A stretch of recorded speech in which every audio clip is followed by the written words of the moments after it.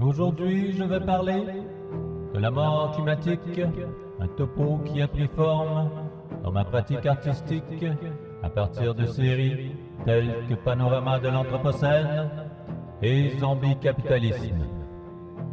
Grâce à ces corpus, j'ai accentué mon éveil envers les phénomènes climatiques et leurs changements continuels qui, ultimement, je crois, proviennent des relations économiques défectueuses entre les riches et les pauvres.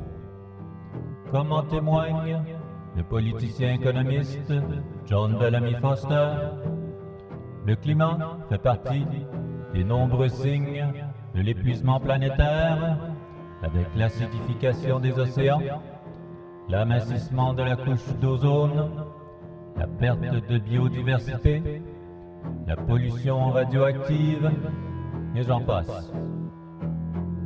Tous ces phénomènes semblent liés ensemble lorsque nous parlons de changement climatique, car, comme nous le verrons très vite, ils évoquent tous une ardente charge émotive. Cette charge interne constitue précisément ce que j'appelle la mort climatique, une aura omniprésente qui semble hanter la psyché de chacun, le muet sentiment d'une disparition inévitable, la mort inéluctable de notre écosystème planétaire tel que nous le connaissons, et aussi la mort de notre économie telle que nous la connaissons. Qu'on le veuille ou non, ces systèmes se sont abattus sous la grande accélération du capital dans l'hémisphère occidental depuis la fin de la Seconde Guerre mondiale, et puis globalement dans tous les hémisphères depuis la fin de la guerre froide. Ce processus capitaliste mondialisant est fondé sur une croissance infinie des marchés, par l'extraction illimitée des ressources naturelles, qu'elles soient minérales, florales ou fauniques, et par l'exploitation illimitée des ressources humaines, issues de la productivité travailliste des classes, des races et des genres subordonnés. Notre réponse collective à cette mort prochaine du climat ressemble étrangement à ce que Elisabeth Kubler-Ross appelle les 5 étapes du deuil. Cette psychiatre suisse-américaine identifie une séquence d'émotions en lien avec la hantise de notre propre mortalité, des sentiments qui, je crois, s'appliquent aussi au changement climatique, telle une angoisse collective devant la mort de notre écosystème et bientôt devant la fin de notre civilisation. Les 5 étapes du deuil de Kubler-Ross sont le déni, la négociation, la colère, la dépression et enfin le consentement. Plus immédiatement liées aux révélations du changement climatique, la première et la plus forte réaction des sociétés capitalistes face à l'effondrement de la nature et aux extinctions de masse, c'est le déni du changement climatique. La véracité de ces changements est bien documentée, c'est dommage démontré, même par les études privées d'ExxonMobil, confirmant depuis 1977 les véritables conséquences de la consommation exponentielle de combustibles fossiles. Et pourtant, au lieu de partager ces faits ou de changer leurs pratiques, les lobbies pétroliers se sont jurés de cacher ces données, nier ces rapports et contredire ces observations évidentes pour détourner et différer toute réglementation contre leur marge de profit. Mais une fois ce déni devenu impossible par les bris continus de records de chaleur, par la prolifération de tornades, d'ouragans et d'inondations, d'un côté du globe et de l'autre, de feux de forêt, de sécheresse, de fonte de glaciers, smog, tempête de sable, et ainsi de suite. Une fois que tout cela devient indéniable, advient la deuxième phase du deuil climatique, c'est-à-dire la négociation. Depuis une vingtaine d'années, un consensus global de nations et de multinationales admet à contre-cœur que oui, le changement climatique existe, mais que non, ce n'est pas de leur faute. Parmi ces multinationales, British Petroleum ou BP esquive habilement les accusations de culpabilité quand en 2004, ils inventent l'expression « empreinte carbone ». Ce terme à la mode détourne l'attention du public à l'égard des actions toxiques de BP, en accusant plutôt les consommateurs de polluer individuellement l'environnement. Entre-temps, les évidences s'accumulent pour démontrer clairement que les centres industriels produisent plus de 80% de la pollution jetée sur notre planète. Selon le géographe Matthew T. Huber, les usines et l'agriculture intensive génèrent le plus gros des dégâts écologiques avant même que leurs produits respectifs ne soient prêts à consommer. En outre, les marques de commerce mondial maximisent leurs profits par la sous-traitance des chaînes de montage vers des pays lointains, par la multiplication des points de ravitaillement et par le gonflement du volume de gaz d'échappement des bateaux et camions de marchandises. Ces procédés de production et de transport pour déployer des produits à usage unique, emballés séparément en des boîtes jetables, des articles qui se brisent continuellement par l'obsolescence programmée et qui se démodent sans cesse par la fast fashion, ceux-ci n'ont rien à voir avec les idéologies du libre arbitre et du choix individuel.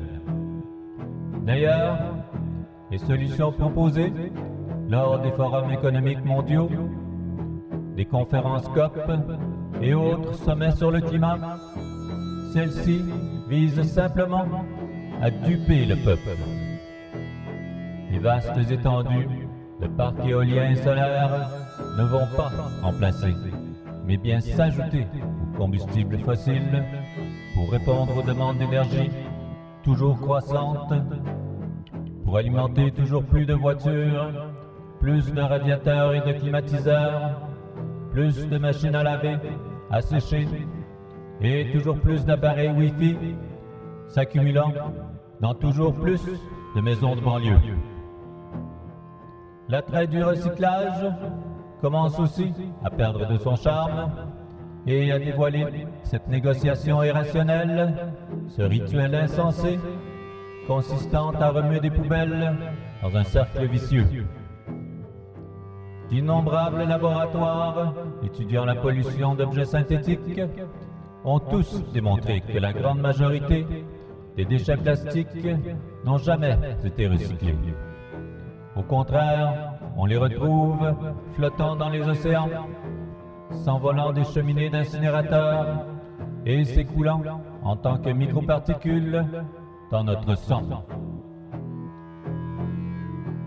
À voir si aisément que la négociation climatique ne fonctionne pas plus que le déni, un troisième deuil fait surface, une colère surgit en réaction à l'immobilisme des négociations en vain. Dans la rue, la haine fermente contre l'ampleur des guerres pour monopoliser les ressources à l'étranger et contre les abus de l'État policier pour monopoliser la violence chez soi.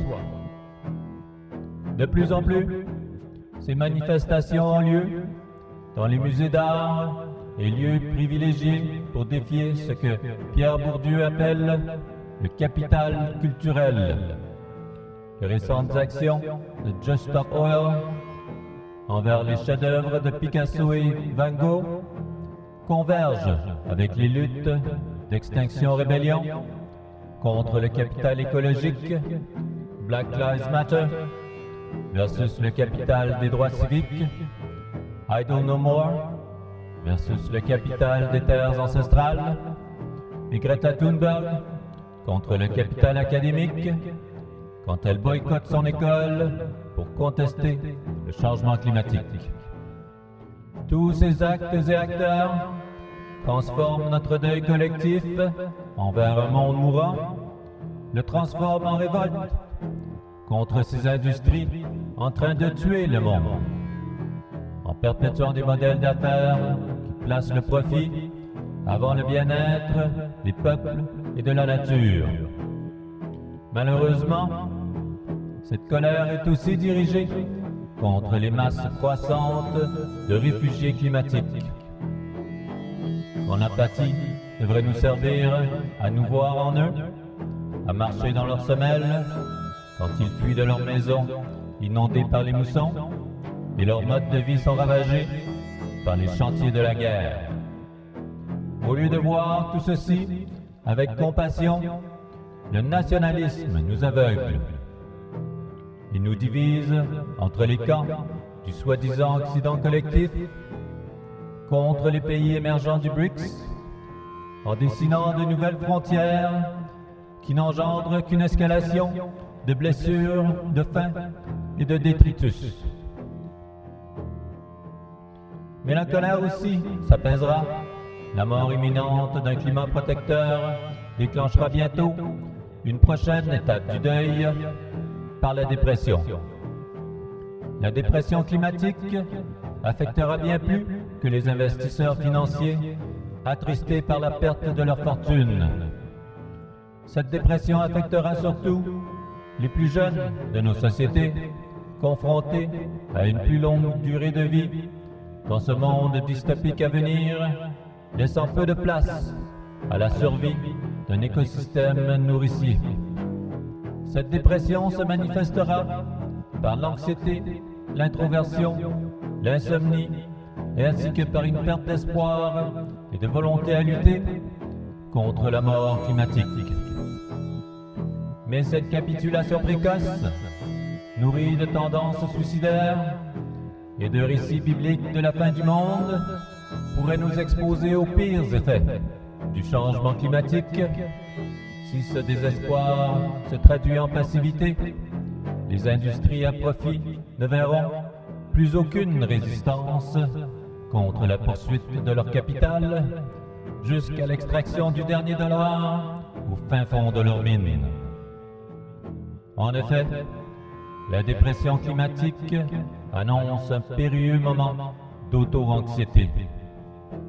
Mais ce temps d'introspection promet tout autant de revitaliser notre fougue. Comme le Sisyphe de Camus, la contemplation de notre sort maudit devient une étape charnière pour défaire l'absurdité de notre combat et nous mobiliser pleinement dans sa cause, tout en sachant que cette cause est déjà perdue d'avance. Le climat changera, quoi que nous fassions. Et pourtant, il n'est jamais trop tard pour résister aux avarices du capitalisme. La Terre se réchauffe déjà de plus d'1 degré. Les orages et les canicules y sont déjà déchaînés. Pourtant, si les entreprises continuent de brûler les combustibles fossiles jusqu'à la dernière goutte au sol, les températures globales pourraient bien s'élever de 2, 4 ou 8 degrés encore. Et sous ces conditions, aucune civilisation humaine ne survivra, y compris celle du capital.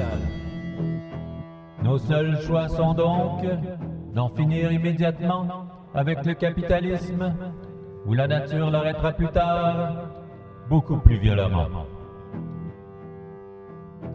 Après le déni, la négociation, la colère et la dépression, réconcilions-nous à la dernière étape de la mort climatique, à l'atteinte du consentement. Nous devons tous accepter, le plus tôt possible, accepter la fin de l'Holocène, telle que nous la connaissons, et ces 10 000 ans passés, de saisons stables, permettant à l'agriculture et aux industries de fleurir. Ces pratiques étaient impossibles lors des périodes glaciaires d'avant, et elles resteront improbables lors des périodes chaudes de demain.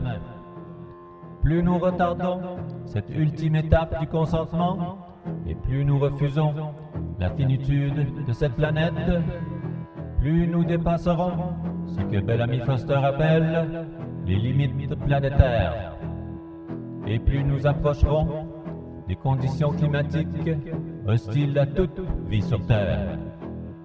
Notre seul espoir réside dans la décision ultime de renoncer au capital. Tandis que la crise climatique persiste, perdre son temps à s'enrichir pour faire preuve de grande classe et exhiber son capital culturel, ceci ne signale qu'une névrose antisociale, l'envers de l'altruisme et surtout une occasion manquée pour répondre aux maux de la faim, de la violence et la maladie. Désormais, nous devrons tous ensemble déclencher des changements systémiques pour renverser les changements climatiques. Avant tout, en annulant les divisions de classe, de race et de genre, et ensuite combler le fossé entre humains et non-humains, et enfin revaloriser la nature, non comme un état sauvage à conquérir, mais plutôt une totalité englobant la vie, les choses et la matière, un macrocosme qui à jamais nous contiendra tous, qui à jamais nous contiendra tous.